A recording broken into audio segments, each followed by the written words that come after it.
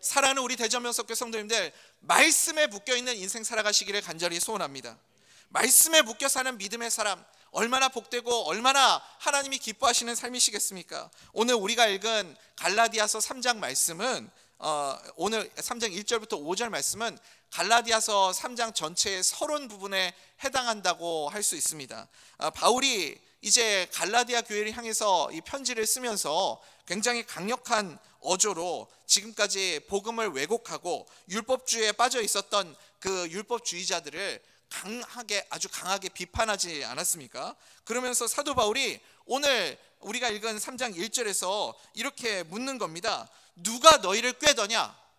누가 너희를 미혹하더냐? 이렇게 묻고 있는 거죠. 이것이 여러분 마귀의 유혹이라는 겁니다. 마귀가 여러분 하는 일이 뭐죠? 우리 가운데 찾아와서 마귀가 우리를 미혹하는 것이 무엇입니까? 속이고 어리석게 만드는 일을 한다라는 거예요. 그러면 마귀가 우리를 무엇으로 속이고 무엇으로 우리를 어리석게 만드는가? 말로 우리를 꼬이고 말로 우리를 속인다라는 겁니다. 오늘 사도 바울이 의도적으로 그래서 대조를 이루어서 설명하는 거죠. 무엇과 무엇을요? 속이는 말과 하나님의 말씀, 마귀의 말과 하나님의 말씀, 이것을 이렇게 대조적으로 설명하고 있는 겁니다. 그러니까 요약하자면 이런 겁니다. 사람의 말에 흔들리는 삶을 살아갈 것인가? 아니면 무엇에 묶여있는 삶을 살아갈 것인가요?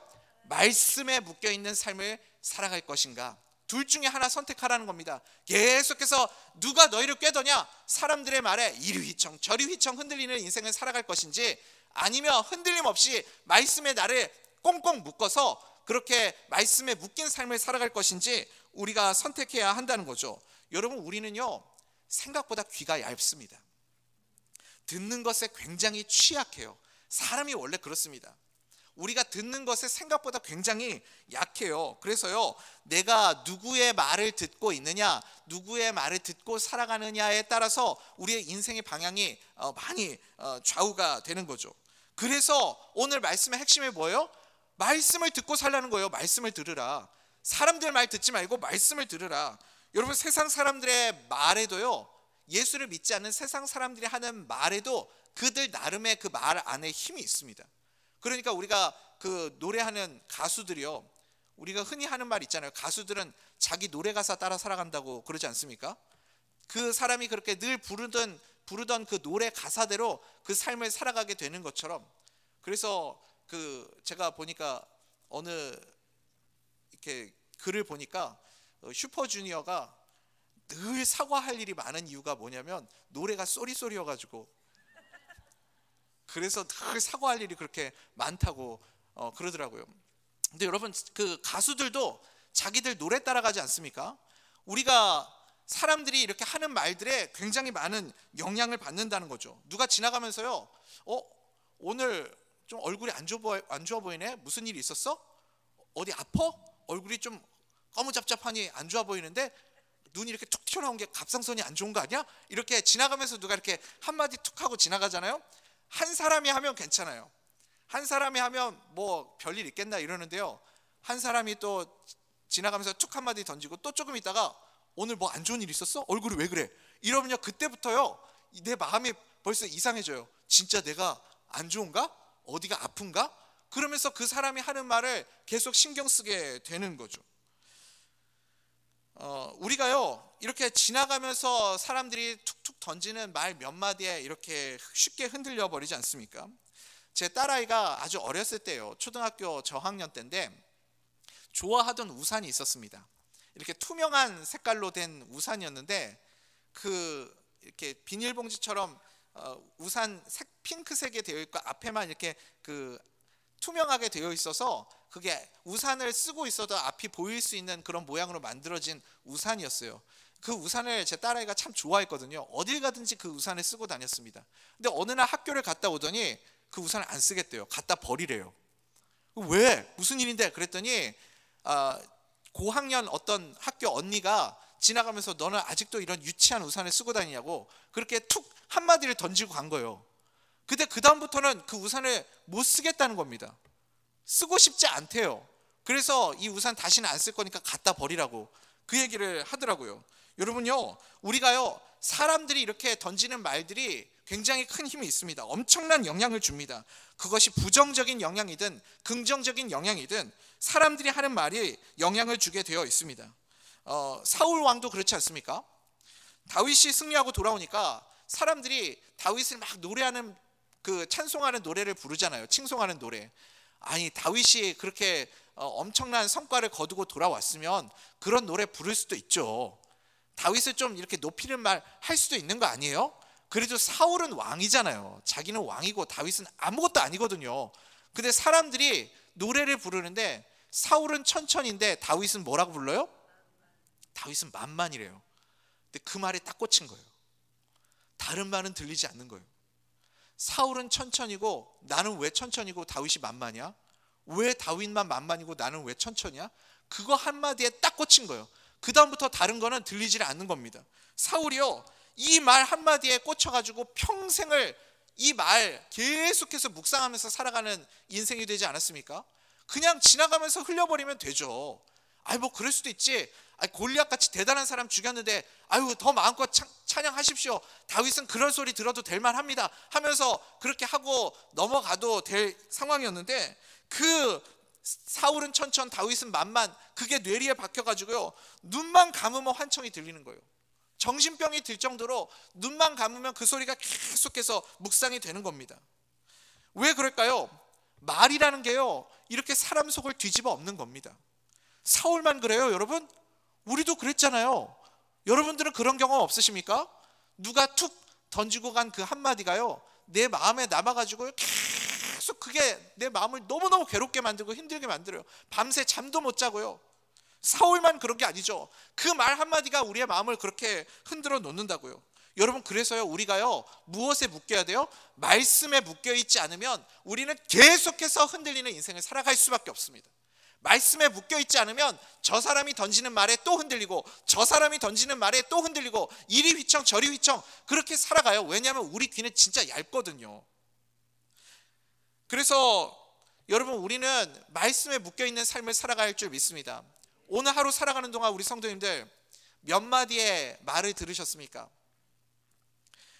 이 사람 저 사람들을 통해서 이야기를 듣고, 또 어떤 때는 방송을 통해서, 책을 통해서, 계속해서 매체를 통해서 여러분들 계속해서 사람들이 하는 말들을 듣지 않습니까?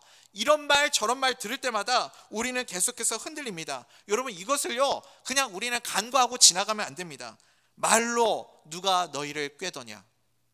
말로 누가 너희를 꾀더냐? 이거 주님이 우리에게 들려주시는 음성입니다. 우리는 사람 말에 흔들리는 존재가 아니라 어디에 묶여있는 사람 돼야 된다고요? 하나님의 말씀에 묶여있는 인생을 살아갈 수 있게 되기를 간절히 소원합니다. 그래서 여러분, 예배 시간에 늘 와서 앉아있는 게 정말 중요하고요. 그리고 리딩 지저스 여러분 꼭 참석하셔서 같이 말씀을 읽어 나가십시오. 그게 아무것도 아닌 것 같지만 계속해서 말씀에 내가 매여 있으면 그게 말씀에 묶여 사는 인생이 되는 겁니다. 어떤 분들은 그래요. 리딩 지어스 요즘에 이제 이사야, 뭐 예레미야 이런 거 읽으니까요, 슬슬 이제 어려운 그 예언서 읽을 때가 돼가지고 다들 마음이 다 똑같죠. 뭐 목사님, 솔직히 읽어도 무슨 말인지도 모르겠고 그냥 이거 계속 읽어야 돼요? 저는 진짜 하나도 이해가 안 되는데 이거 그냥 읽는 게 맞아요? 네, 그래도 읽으셔야 됩니다. 다 이해 못해도 읽으셔야 돼요. 여러분, 어린아이들이 어떻게 언어를 배우죠? 어린아이들이 언어를 배울 때요, 뜻을 알고 배우나요? 우리가 영어를 못하는 이유가 그거잖아요. 이해하고 알고 달달달달 외워가지고 언어를 배우려고 하니까요. 우리가 한국어 배울 때는 그렇게 안 배웠잖아요. 그냥 무슨 말인지도 모르고 할머니, 엄마, 아빠, 뭐 식구들이 하는 말 흉내내고 따라하다가 그렇게 언어를 배우는 것 아니겠습니까? 여러분, 우리가 이렇게 지금은 어른이 되어서 잘 모르지만 생각보다 굉장히 늦게 그 말의 의미와 뜻을 깨닫게 되는 순간들도 참 많이 있습니다. 요즘 제 딸아이가 그래요. 한국말을 늦게 배웠잖아요. 그러니까 한국 와서 살면서 엄마 아빠가 하는 말들, 또 학교에서 친구들이 하는 말들, 또 교회 와서 선생님이 하는 말들 그냥 듣고 무슨 말인지도 모르고 자기도 막 사용하는 거예요. 써보고. 그러다가 어느 순간 깨달아지는 거죠. 아빠, 이게 그런 뜻이었어? 하면서 그렇게 물어보는 겁니다. 하나님의 말씀도 그런 거라고요. 하나님의 말씀도 그냥 예배 시간에 도대체 이 목사가 뭔 소리를 하는지 모르겠다, 그래도 와서 앉아 계시면 성령님께서 들리게 해주실 믿습니다. 말씀도 똑같아요. 말씀도요, 계속해서 읽다 보면 조금씩 시간이 지나면서 이 말씀이 이런 뜻이었어? 이런 깊은 은혜가 있었어? 하면서 깨달아지는 은혜가 있게 될 줄 믿습니다. 그래서 마귀가 계속해서 우리를 속이고 쓰는 방법이 무엇이냐면 말씀을 못 듣게 하는 거예요. 말씀을 가까이 못하게 하고 세상의 말들에 귀를 기울이게 만드는 거죠. 그게 누가 너희를 꾀더냐, 그것입니다. 그러면 마귀가 우리를 꼬시는 그 말에 왜 힘이 있을까요? 한번 생각해 보셨습니까? 왜 우리는 자꾸 마귀에게 속아 넘어갈까요? 왜냐하면 마귀가 우리를 꼬일 때 우리를 어리석게 만들기 때문에 그렇습니다. 우리 갈라디아서 3장 1절 말씀 한번 읽어볼까요? 시작. 어리석도다 갈라디아 사람들아, 예수 그리스도께서 십자가에 못 박히신 것이 너희 눈앞에 밝히 보이거늘 누가 너희를 꾀더냐. 아멘. 아멘. 여러분, 어리석은 게 다른 게 아닙니다. 어리석은 건 쉬운 길이거든요. 그냥 내 본성대로 행동하게 만드는 것이 어리석게 만드는 것입니다. 마귀가 하는 모든 일들은요, 말씀대로 살아가는 것이 아니라 우리의 본성을 자극하게 만드는 일입니다. 본능이라는 게 뭐죠? 여러분, 우리의 본능은요, 죄성에 호소하는 일이거든요. 우리는 다 타락한 존재들 아닙니까? 우리의 본성은요, 죄성을 가지고 있습니다. 그래서 마귀는 계속해서 우리의 본능대로 행동하게 만드는 거죠. 그게 어리석은 일이라는 거예요. 고민 없이 내 본능에 충실하게 만드는 것, 그게 마귀가 하는 일이고 우리를 어리석어지게 만드는 일입니다. 본능에 충실해지면 여러분 어떻게 되는 거예요? 본능에 충실해지면 세상 사람들이나 예수 믿는 우리나 차이가 없어지게 만드는 겁니다. 그렇지 않습니까?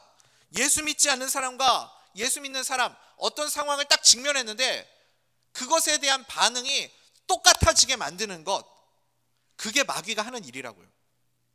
그래서 믿는 자나 안 믿는 자나 그 신앙의 경계가 모호해지게 만드는 겁니다. 차이가 없어요. 여러분, 믿는 자와 안 믿는 자의 그 경계, 그 차이가 성경은 무엇이라고 말합니까? 그걸 거룩이라고 하잖아요. 레위기에서는 거룩이 뭐죠? 구별되다. 그것이 거룩이죠. 너희는 거룩하라, 너희는 구별된 삶을 살아가라. 이것이 하나님이 우리에게 주신 말씀 아닙니까? 마귀가 자꾸 우리를 속여서요, 그러니까 우리 아래 거룩이 사라져버리게 만드는 거라고요. 믿지 않는 사람들처럼 똑같이 반응하게 하는 겁니다. 내 본능대로, 내 본성대로. 그때가 언제냐면 마귀가 우리를 어리석게 만들었을 때입니다. 여러분, 인간은요, 행위를 굉장히 좋아하죠. 행위를. 우리가 흔히 이런 표현들을 종종 써요. 제가 한 게 뭐가 있어요? 저는 아무것도 한 거 없습니다. 이런 표현들을 써요. 그러면 이 말을 바꾸면 그 속에는 어떤 의미가 있냐면 내가 뭔가를 해야만 가치 있는 일이 된다. 가치 있는 인생이 된다. 내가 뭔가를 해야만 인정받을 만한 사람이 된다. 그런 그 전제 무의식이 있는 거죠. 그게 인간의 본성이라고요. 여러분, 적어도 다른 건 모르겠어요. 여러분, 적어도 구원의 문제에 있어서만큼은 우리가 뭔가 한 게 아니잖아요. 우리가 뭔가 해서 구원을 받은 게 아니잖아요. 구원받은 것은 전적인 하나님의 은혜로 구원을 받은 것이지 내가 뭔가를 해서 어떤 행위를 통해서 구원받은 것이 아니거든요. 우리가 이것을 기억해야 됩니다. 우리는 내가 뭔가를 해야만 하나님께 인정받는 자들이 아니라 하나님의 은혜로 살아가는 자들임을 여러분 꼭 기억하시기 바랍니다. 마귀가요, 우리를 이렇게 어리석게 만들어버려요. 우리 부모님들도 그러지 않습니까? 제가 보면요, 엄마들 이렇게 하고 이야기를 나눠보면요, 엄마들은 다 마음속에 죄책감이 있어요. 죄책감. 뭐가 그렇게 죄책감이 있는지 그렇게 자식 새끼한테 그냥 퍼주고 다 그냥 또 그냥 뭐 있는 거 없는 거 다 갖다 주고 맨날 그렇게 매달려 살아놓고는 나중에는 아무것도 해준 게 없대요. 아무것도 해준 게 없대요. 행여나 자녀들이 무슨 일 있으면요, 또 이러죠. 나 때문에 자녀들한테 이런 일이 생긴 것 같아. 내가 그때 그렇게 행동해가지고 그렇게 말해서 그런 것 때문에 지금 내 자녀한테 이런 일들이 생긴 것 같아 하면서요, 그렇게 자책하고 죄책감에 빠지고 그러지 않습니까? 여러분, 이 생각이 다 뭐죠? 여러분, 이게 마귀가 주는 생각이라니까요. 이게 왜 마귀가 주는 생각인지 아십니까? 마귀가 지금 어떻게 우리를 꿰고 있는지 아십니까? 나도 모르는 사이에요, 자꾸 나를 어느 위치에 올려놓게 만드는 거예요? 하나님의 위치에 놓게 만드는 거예요. 나는 아무것도 아니잖아요. 내가 뭐예요, 여러분? 내가 뭔데 하나님의 위치에 서서 내가 자녀한테 뭔가를 해줘야만 하고, 내가 자녀를 위해서 뭔가 전지한 입장에서 뭔가 도움을 줘야 하는 그런 위치로 왜 내가 그런 생각을 가져야 되는 거죠? 내가 하나님같이 자녀를 잘 돌보지도 못하고 길을 열어주지도 못하잖아요. 내 자녀가 이런 어려움을 당하는 게 나 때문이야, 내 잘못이야, 이거 자꾸 마귀가 우리를 속이는 생각입니다. 어떻게 보면 자녀들을 생각하면서 그런 마음을 갖는 게 굉장히 애틋해 보일 수도 있지만, 사실은 마귀가 자꾸 우리를 이렇게 어리석어지게 만드는 것이죠. 순식간에 우리는 마귀에게 이렇게 속아 넘어갑니다. 우리가 사역하고 섬기다 보면 억울한 일들 진짜 많죠. 진짜 한 것보다 아무것도 안 했는데도 괜히 억울한 일을 겪고 사람들한테 이렇게 싫은 소리를 듣고 그러면 진짜 마음에 낙심이 되고 상처받고 그렇죠. 여러분, 그래서요, 우리가 진짜 교회 와서는 많은 분들을 축복하는 말, 사랑하는 말, 격려하는 말을 할 수 있어야 됩니다. 특별히 주차장에서 봉사하시는 분들이요, 그분들은 진짜 기도를 많이 해주셔야 되거든요. 그분들이 무슨 잘못이 있어요? 제일 추울 때 제일 추운 곳에서 고생하시고, 제일 더울 때 떼양볕에서 그 뜨거운 태양 밑에서 고생하시면서 구슬땀 흘려가시면서 겨울에는 벌벌벌 떠시면서 그렇게 주차 안내하시는데요, 어디 성도님들은 오며 가며 어디 가서 호소하고 하소연할 데 없으니까 꼭 주차장에 가서 주차위원들한테 한마디 하고 가시거든요. 불편한 거 있거나 어려운 거 있었거나 좀 언짢은 거 있으면 그분들은 아무 잘못도 없는데 괜히 지나가면서 그분들한테 한마디 툭 하고 던지고 가는 겁니다. 그러면 진짜 마음에 상처받아요. 엄청 서운하거든요. 힘 빠지고 섬기고 싶은 마음도 안 듭니다. 식당에서, 여러분, 그 더운 여름에 식당에서 우리 때문에 국수 만드시고 이렇게 섬기시는 분들 계시잖아요. 설거지 하시고 이 섬기시는 분들 진짜 막 땀이 뚝뚝 떨어져 가면서 그렇게 섬기시는데, 여러분, 그거 준비하는 시간이 보통 오래 걸리는 게 아닙니다. 양 조절부터 시작해서 위생관리도 해야 되죠. 시간 맞춰서 음식 만들어야 되죠. 하면서 계속해서 정리해야 되죠. 근데 그거 국수 딱 나와가지고 드실 때는 되게 쉽잖아요. 한 그릇 딱 드시는데 5분이면 뚝딱 하지 않습니까? 그런데 오늘 우리가 그 국수를 먹으면서요, 나도 모르게 그냥 한마디 툭 던질 수 있어요. 오늘은 국이 왜 이렇게 짜냐, 싱겁냐, 왜 이렇게 국수가 늦게 나오냐, 이렇게 그냥 지나가면서 나도 모르게 던지는 그 한마디예요. 그렇게 오랜 시간 수고하고 헌신하고 공들이신 분들은 정말 힘이 빠지거든요. 그런데 마귀는요, 교활해서 우리의 약한 부분을 절대 놓치지 않습니다. 절대 그 약점을 그냥 간과하지 않아요. 집요하게 그 약점을 붙잡고 공격한다고요. 그래서 우리가 이게 지금 마귀가 또 나를 꿰려고 하구나, 말로 누가 너희를 말로 꿰더냐, 지금 마귀가 말로 나를 꿰려고 하는구나, 그것을 분별할 수 있어야 됩니다. 그게 말씀에 묶여있는 삶의 모습인 줄 믿습니다.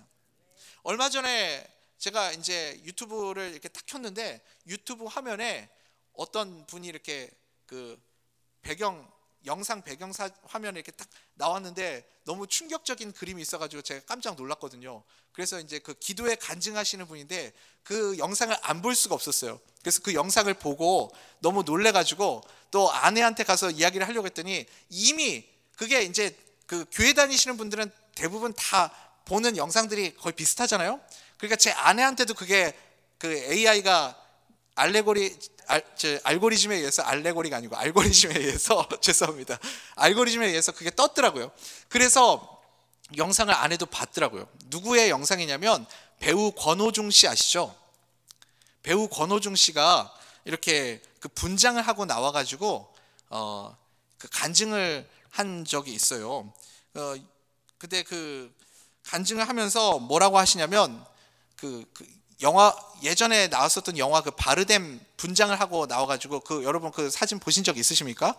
혹시 사진이 나올 수 있으면 제가 여쭤봤는데, 네, 저 모양으로, 네, 감사합니다. 저런 모양으로 나와가지고 간증을 하는 거예요. 그러면서 이 권호중 씨가 처음에 시작할 때 말문을 어떻게 여시냐면, 여러분 깜짝 놀라셨죠? 저도 사실은 넥타이 매고 정장 입고 간증을 하고 싶었는데 하나님께서 이 분장을 하고 간증을 해라 라는 마음을 주셔서 순종하는 마음으로 이렇게 나오게 되었습니다 라고 하면서 간증을 시작했어요.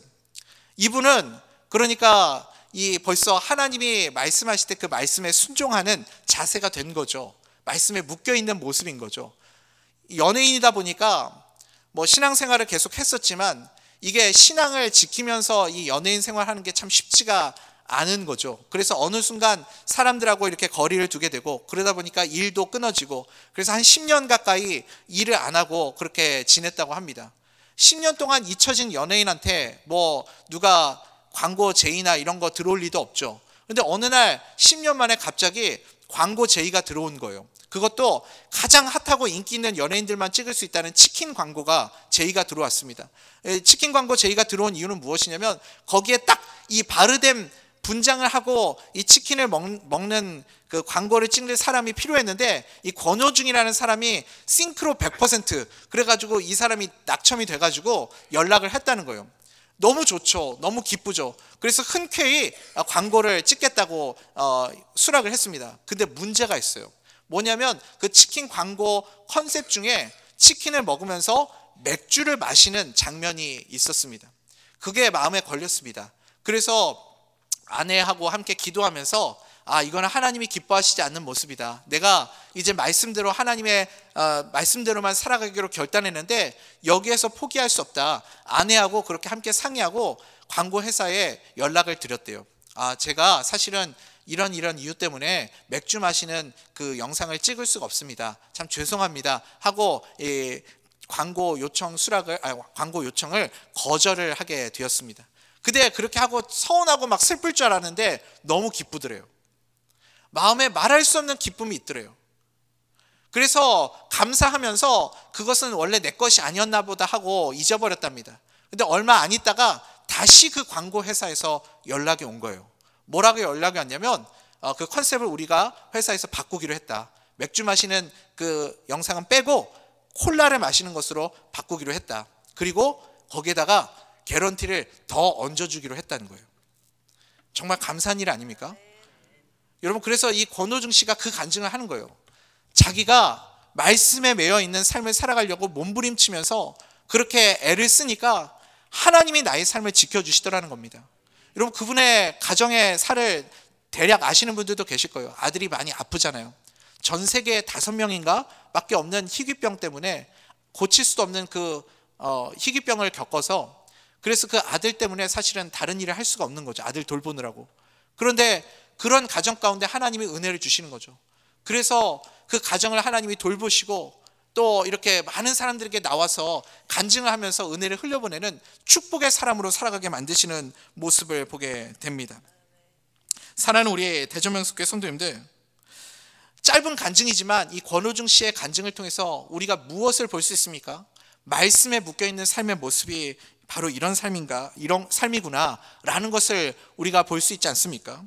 지금 갈라디아 교회를 통해서요, 사도 바울이 마귀의 공격을 설명하고 있습니다. 마귀는 우리를 늘 속이고 어리석게 만드는 존재입니다. 무엇으로요? 말로요. 뒤집어 얘기하면 마귀에게 속지 않으려면 어떻게 해야 됩니까? 말에 넘어지지 않고 말씀에 묶여 있으라는 거예요. 그러면 마귀에게 속지 않고 어리석어지지 않게 될 줄 믿습니다. 우리는 어떻게 살아야 하는가? 갈라디아서 2장 20절 말씀이죠. 나는 죽고 예수로 사는 존재가 되어야 할 줄 믿습니다. 까딱 잘못하면 말에 속아 넘어가는 어리석은 자가 될 수 있습니다. 그때마다 우리의 마음의 중심이 어디에 있어야 돼요? 말씀에 있어야 됩니다. 말씀이 그래서 너무너무 중요한 거죠. 마귀의 유혹 앞에, 마귀의 미혹하는 그 말 앞에 안 넘어져 본 사람 있습니까? 우리는 다 넘어져 봤고 다 속아 넘어가 봤고 우리는 늘 마귀에게 속아 넘어가는 존재지 않습니까? 마귀가 우리의 약점을 기가 막히게 알거든요. 어떤 말로 우리를 꿰면 우리가 사정없이 여지없이 넘어지는지 너무너무 잘 알고 있습니다. 내 약점을 탁 건드는 순간, 그 순간 나는 모든 판단력과 분별력 잃어버리고 정신없이 휘둘려버리는 인생을 살아가게 됩니다. 그러므로 사랑하는 우리 대전명숙교회 성도님들, 말씀에 묶여있는 인생을 살아가기를 소원합니다. 예배를 소홀히 여기지 마십시오. 말씀에 묶여 있는 것은 내가 억지로라도 예배 시간에 앉아 있어야 하고, 그리고 말씀을 붙잡고 살아가야 하고, 그러면 그것이 내가 말씀에 묶여 있는 인생이 될 줄 믿습니다. 하나님의 말씀 하나라도 내가 붙잡고 있으면 그 말씀이 나를 지켜주시고 그 말씀이 나를 이끌어주시고 인도하여 주실 줄 믿습니다. 내 안에 계시는 예수 그리스도께서 내 삶의 중심이 되고 하나님의 말씀이 나의 삶의 모든 판단의 기준이 되어서 흔들림 없이 이번 한 주간도 좁은 길을, 십자가의 길을, 예수의 길을 주님과 함께 걸어갈 수 있는 복된 주님의 백성들 다 될 수 있기를 간절히 소원합니다.